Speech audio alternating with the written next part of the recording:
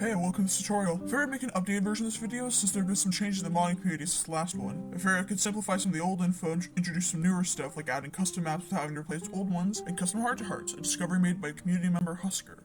In this video, we'll be going over how to access and modify script RPY, custom maps, basic scene management, splotching, custom heart-to-hearts, and a bunch of other stuff in between. So without further ado, let's learn how to mod Winds of Change with little to no coding experience. We'll be going to the Winds of Change data folder. To find this, left-click Steam like so, and select Open File Location. Go to Steam Apps, then Common. Then select the folder titled Winds of Change. Find script RPY, and be sure to save a copy of it before you do anything to it. The script is what tells the game what to do and when to do it, so you'll find every dialogue interaction, voice line, and use of image in here. This is also the thing we'll be altering to make our mod. We'll need to find an RPY file reader first. For this tutorial, I'll be using Visual Studio Code, however any similar program should do. Once we've downloaded it, we'll return to that folder we just accessed and open our RPY file using our code reader. Once it's open, you should see something like this. Now we can get to actually modding the game. For this tutorial, we'll have this interaction happen at the Peregrino. So we first need to find the location of the Peregrino in the code. Press Ctrl F to pull up this handy little panel. This will let us jump across the massive amounts of code this game has. Since we're trying to find the Peregrino, we're going to type in Peregrino int and click the arrows until we find the area we're looking for. This is the Peregrino map.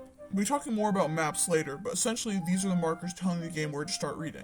Many points of the code will tell the game to jump to another map, which is how you get things like heart-to-heart, story cutscenes, and other stuff like that. This map is for the Peregrino interior after the interaction with Pro. So now that we've found Peregrino, what's next? First things first, let's skip past some of this stuff and take a look at the beginning of this scene. After it labels the map, setting the mark for when it'll jump here later, you'll notice it sets the background and music. Copy everything starting from save name to if changed equals true. Now we need somewhere to put it. From here, scroll all the way down to the bottom of the code. On new line, type hashtag map500, or any number higher than that, and give your map a title. On a line below that, type label map500, or whatever number you used. And finally, on a line below that, paste what you copied earlier from the Peregrino. If you did it correctly, it should look like this. Notice this single line down the side here after our labels? Make sure that's there, or else you'll get an indentation error. Once you've done that, congratulations, you've made a map. We're not done yet. Let's use our panel to go to SOV 2 and scroll all the way down to the bottom. We're going to snag this end piece starting from zoom parallax and ending at jump map. After we paste into our new map at the bottom, we'll check to see what map number the Peregrino is. And just like that, congrats! You built a working map. But you may be wondering what all this copying and pasting is for. This is a common method of modding the Winds of Change community has dubbed splotching. Splotching is when you copy from one part of the code and paste it into another to get a desired result. In this case, we splotch the beginning and end of a scene being generated, and since we know the Peregrino works, we can also say for certain that ours should work too, such as the magic splotching. In the splotch sections, we have backgrounds and music, both of which can be changed. Changing the background and music are roughly the same steps. To change these, we'll first go into the folder we found earlier and go to the image folder. Here we can see the name of all the images in the game. Our scene from before is set to Peregrino interior right now, but let's say we want to change to Peregrino exterior instead. Go back to the code and change the name scene to set main menu BG, keeping any capitalization and not using any spaces. Below we can see that the scene parallax also has the old background's name, so be sure to change it to that too. Just know that this part of it has to be all lowercase. Don't ask me why, because I can't tell you. As for the music, it's the same steps as before, but just a little easier. Go to the BGM folder and instead look for a music track you want for your map. We'll use OpenSeas for this one. Go into the script and change the name right here. Just be sure to keep the BGM slash and the .ogg on either side of the code here. The part above determines the music's volume. Oh, and don't feel like you have to make a new map every time you want to change the music either. You can copy and paste this piece of code anywhere and it'll switch the music. But Splotching can't save us forever, because now we need to add that middle part. The part with all the dialogue and images and stuff. You know, the actual mod. Let's get to that then. Let's start with the dialogue. On a new line, type Windows Show in all lowercase. Make a new line, and add quotes. If you did it correctly, then anything you type here will turn orange. Neat. This is where we'll add our dialogue. In the line below our quote, type Window Hide, and once again in all lowercase, just like that, we have our dialogue. If we leave it like this, then this will show the thoughts from the monarch, no character name or image icon on the side. If you want a character image, then to the left of our quote, type Care_Ulrich.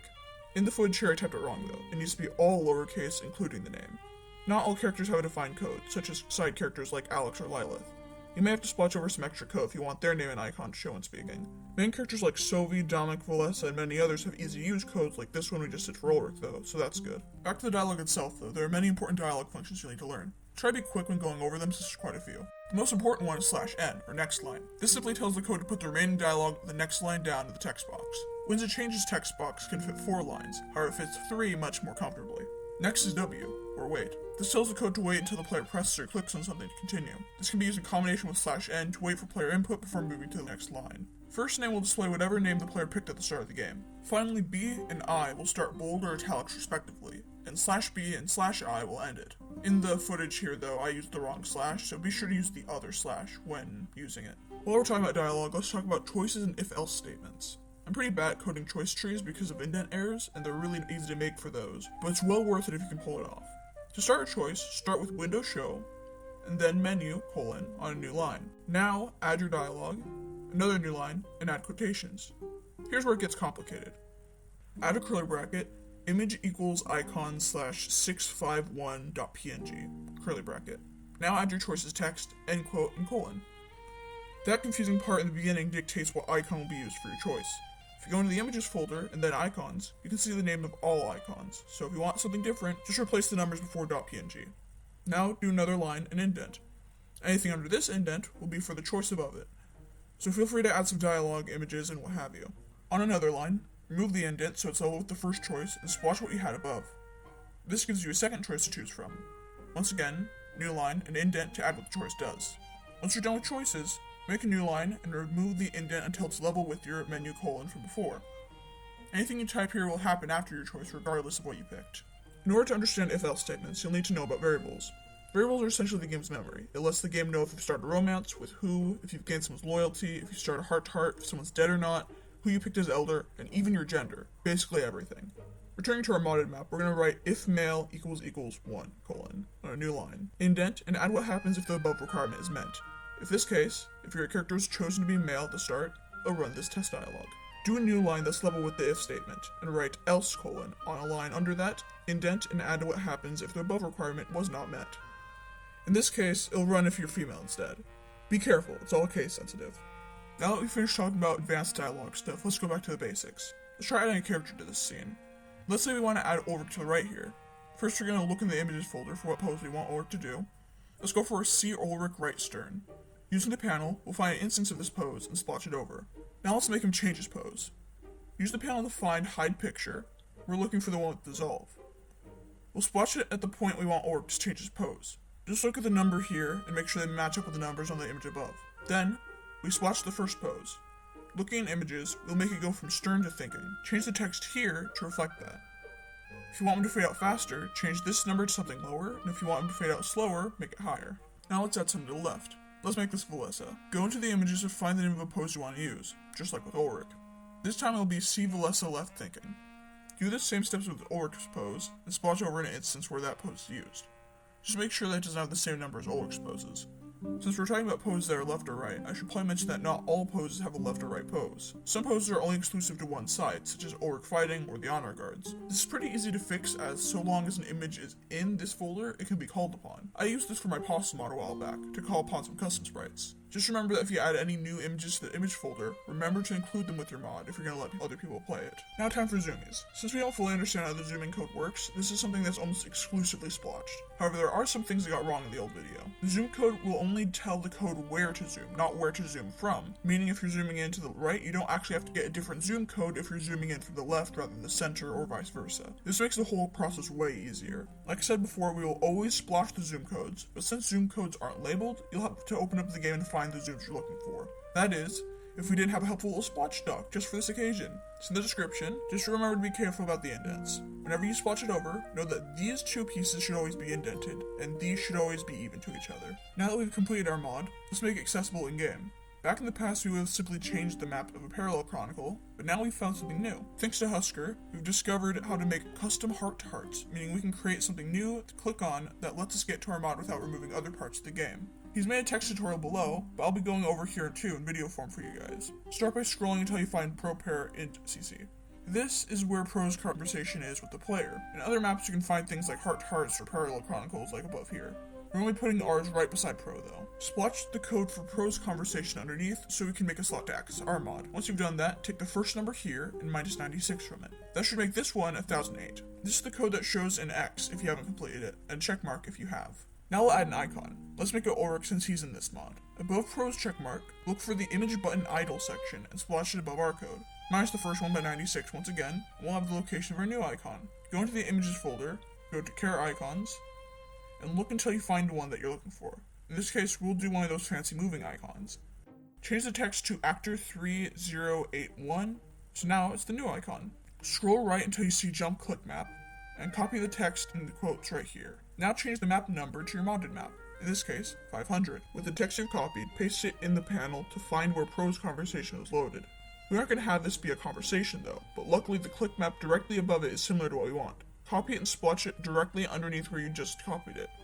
Change the label so it says click map 516 EV16, just like the jump click map you changed earlier. Change it to your liking and change the jump map to 500. That way it can bring you to your map. You may notice the Soviet PC parent variable here. This is what tells the game to add a checkmark showing that you've completed that parallel chronicle. We're going to change it to show you've completed our mod instead. Copy it and change it to anything you'd like. Just make sure that's just letters. Now we'll paste what we copied into the panel. Use this to teleport back to this part of the code, and go to your Splotch version of the Pro conversation checkmark. Change Pro per int cc to your new variable. Now use the panel again to find the other instance of the old variable. You should see this default area. This defines all the variables in the game, so the game knows what it should start with when counting. Start a new line here, and copy what the rest of them say, substituting your new variable name in here. Make sure you don't replace any of the other variables though. Now that we've defined that, you should be good to go. Once you have your mod done, boot up your game and play through it to make sure it doesn't crash or get any errors. Don't worry if it takes longer to load, as that seems to happen with all mods. Once your shirt's running smoothly, it's time to package up your mod so others can play it too. Take your modified script and put it into a folder. You might also want to make a text document of some kind telling people the basics of your mod and where to access the parts you changed.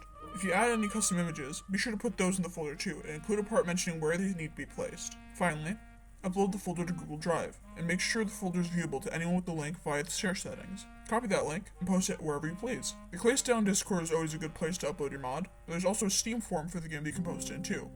Just be sure to tell people how to add the mod to their copy of the game, since modding isn't super common yet. To add any mod, just do the steps mentioned above for accessing the script, and have a modded version overwrite the original. Then once again, always make sure you have a backup of the original so you can unmod your game when you're done. If there are any new images, they'll have to plop them in their proper folders, but otherwise that's all they'll need to do. As a bonus though, here's a handy debugging tip. If you see a gray RenP error screen, that's a good thing. Although it means your mod crashed, this version of the error screen will tell you the exact location of the code that failed. You can just scroll to it and fix it up real quick. The real horror is when you get the traceback of doom. This is unhelpful and tells you next to nothing most of the time. Don't listen to the areas it tells you to go, as it's rarely what's actually wrong. The only real way to fix the traceback of doom is by saving and making backups frequently. When you do get the traceback of doom, you can pull up the crashing version of the code and the saved earlier version. From there, you can slowly add in the new lines of code that you added that the crashing version had that the new one hasn't, and repeatedly boot the game back up until you eventually find out what's wrong. If you think that's annoying and tedious, that's because it is, and that's why we all hate it. So in other words, make backups frequently and don't forget to save. That's all for this video. Goodbye.